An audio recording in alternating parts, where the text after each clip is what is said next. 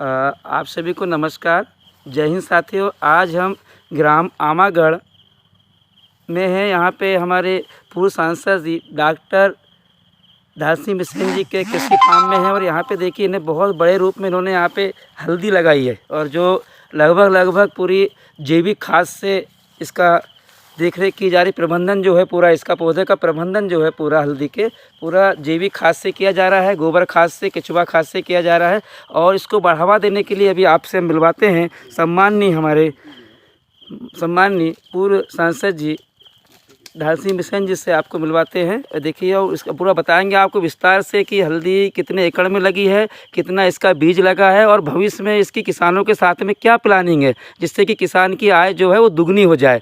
तो नमस्कार साहब, हम आप कृषि फार्म में पहुँचे हैं तो आप किसानों को विस्तार से बताइए कि आपने कितने एकड़ में हल्दी लगाई है, कौन सी हल्दी है और कितने कुंटल लगाई है और भविष्य में किसानों के लिए इसमें और क्या चांस है कि जिससे किसान की आय दुगनी हो सके।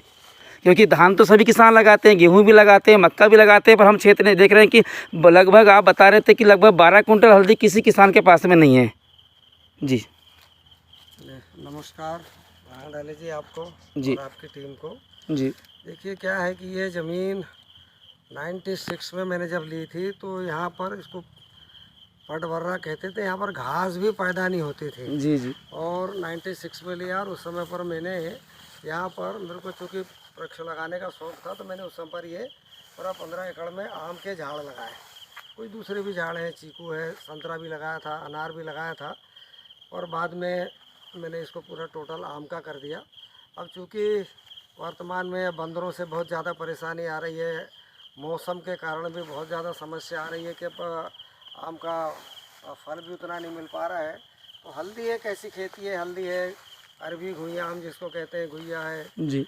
जिमीकंद है जिसको सूरन कहते हैं हम लोगों के यहाँ की भाषा में, और ये हल्दी है, अदरक है। ये इस तरह की खेती छायादार जगह में की जा सकती है जी। और इसलिए मैं हल्दी तो पहले भी लगाते रहा हूँ, पर इस बार मैंने बल्क रूप में करीब 12 कुंटल लगभग हल्दी लगाई है जी। और ये इस खेत को लगातार मैंने ग्रीन मैन्योरिंग का काम किया है। जितना अभी आप देखेंगे, आप थोड़ा घुमा के दिखा दीजिए, जितने घरी घास दिखती है जी। ये कोई आग नहीं लगाई जाती, इसको जोत दिया जाता है और इसी से पूरा। तो आज आप देख लीजिए मिट्टी को, आप देखिए मिट्टी कितनी, कोई भी एक ढेला उठा के देखिए मिट्टी कितनी भुरभुरी और एकदम नरम हो गई, मखमल जैसी मिट्टी हो गई। सूंघ के भी देख सकते हैं, मीठी सूंघत आती है। अगर आप रास्ता हाँ सूंघ के देखिए, आप थोड़ा सा मीठी सूंघत आएगी आपको। अगर सौंधी सी बोलते हैं। पूरी मिट्टी गोबर खाद, जैविक खाद, ग्रीन मैन्योरिंग, पत्तियों की गिरने के कारण से यहाँ पर पूरा ये होता है। मैंने इसमें गेहूँ भी लगाया, मक्का भी लगाया, पर कभी आग नहीं लगाई। और अब मैंने ये लगभग 12 कुंटल हल्दी लगाई है जी। और इसका मैं पूरा एक एक चीज़ का हिसाब रख रहा हूँ कि कितना जुताई में लग रहा है जी। बीज की क्या कास्ट आ रही है, हमें किस तरह का इसमें अन्य कोई कीटनाशक तो इसमें जनरल ज़्यादा ज़रूरत पड़ती नहीं है जी। और ये बात ज़रूर है कि हमने थोड़ा सा इसमें आपके यूरिया ज़रूर थोड़ा सा हमने इसमें दिया हुआ है जी, हल्की मात्रा। मैक्सिमम जो है वो हमारा जैविक खाद ही है और इसमें अलग से खाद देने की ज़रूरत नहीं है। तो अब इसका उत्पादन कितना आएगा, फिर इसकी हमको क्या कास्टिंग आएगी, तो फिर मैं लगाऊं कि चूँकि ये हमारा पूरा क्षेत्र एक तरह का लाल देश है, लाल मिट्टी का क्षेत्र है, तो किसानों को यहाँ पर हम प्रमोट करेंगे। और आने वाले समय में जैसा आपको मालूम है कि आदरणीय मोदी जी, हमारे यशस्वी प्रधानमंत्री जी ने खादी का बोर्ड बनाया, आपका हल्दी बोर्ड बनाया है।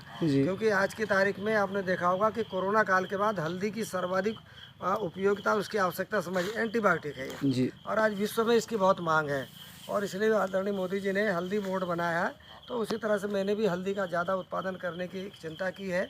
अभी हल्दी का मुख्यतः उत्पादन दक्षिण के प्रांतों में होता है और जब इसका विदेश में ज़्यादा डिमांड होगी तो किसान को यदि हल्दी पैदा करेगा तो कहीं ना कहीं धान और गेहूं से इसके ज़्यादा पैसा आना चाहिए।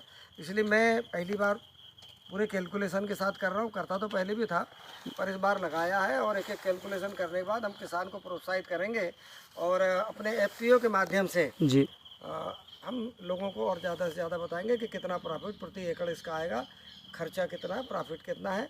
तो हम यहाँ के क्षेत्र के लोगों को और इस दिशा में उनको अग्रसर हो, इस तरह का उनको जैविक खेती के मामले में आपको मालूम है, जब मैं विधायक सांसद था तब भी लोगों से कहता था कि आप जैविक खेती करिए। जैविक नहीं करेंगे तो आने वाले समय में सब जहरीली खेती होगी, हवा जहरीली, पानी जहरीला, अनाज जहरीला, साग सब्जी जहरीली। उसका परिणाम भी आप देख रहे हो कि किस तरह से कैंसर और नाना प्रकार की हार्ट की और सारी बीमारी, 20 साल के बच्चे को हार्ट अटैक आ रहा है, बच्चा पैदा हो रहा है तो उसको डायबिटीज़ हो रही है। ये सब कहीं ना कहीं केमिकल युक्त भोजन का परिणाम है। तो इसलिए आने वाले समय में हमको सारी चीज़ें जैविक ही करनी पड़ेंगी। तो हल्दी एक हमारा एक तरह से हमारे भोजनशाला में हल्दी एक एंटीबायोटिक के रूप में जिसकी अति आवश्यकता है, तो निश्चित रूप से हम जैविक हल्दी का उत्पादन करेंगे। और अच्छा समझ में आया तो हम अन्य किसानों को भी इस दिशा में अग्रसर होने के लिए उनको मैं प्रेरित करूँगा। जी, जैसे कि आपके सर 12 कुंटल हल्दी लगी, कितने एकड़ में गई है आपकी लगभग? ये लगभग चूँकि मैंने झाड़ों के बीच बीच में लगाई है तो लगभग मुझे ऐसा लगता है कि 2 एकड़ में हमने इसको लगाया है। बहुत जल्दी में लगा पाया क्योंकि जमीन की तैयारी नहीं हो पाई थी। बीज तो मेरे पास तैयार था। पिछले बार भी मेरे पास करीब 20 का कुंटल बीज बचाव था और वो चुनाव और उन सब चक्कर में रहा तो लगा नहीं पाया।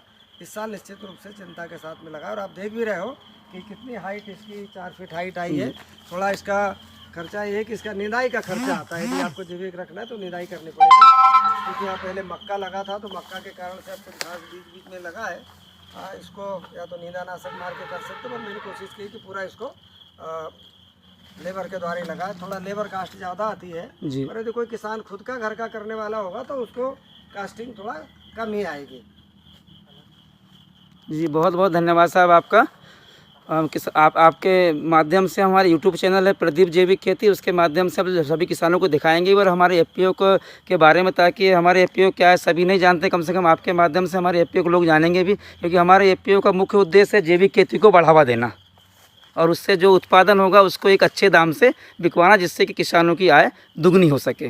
जी धन्यवाद। ऐसा लग रहा है कि जैसे जैसे इसका डिमांड बढ़ेगा किसान करेंगे, विदेश की डिमांड है तो निश्चित रूप से रेट इसके अच्छे मिलेंगे और अन्य खेती की तुलना में ठीक है, थोड़ा इसका काम टिपिकल है, लेबर थोड़ा लगेगा, पर आजकल आधुनिक मशीनें लगाने की भी आ गई, खुदाई की भी आ गई हैं, सफाई के लिए भी आ गई हैं, ग्रेडिंग की भी आ गई हैं। तो लेबर कास्ट थोड़ा कम हो जाएगा और निश्चित रूप से किसान की आमदनी बढ़ेगी, ऐसा मेरा विश्वास है। जी जी, बहुत बहुत धन्यवाद आपका। आपका भी बहुत बहुत धन्यवाद, आभार हमारे फार्म में पधारने जी के जी लिए। जी जी जी जी।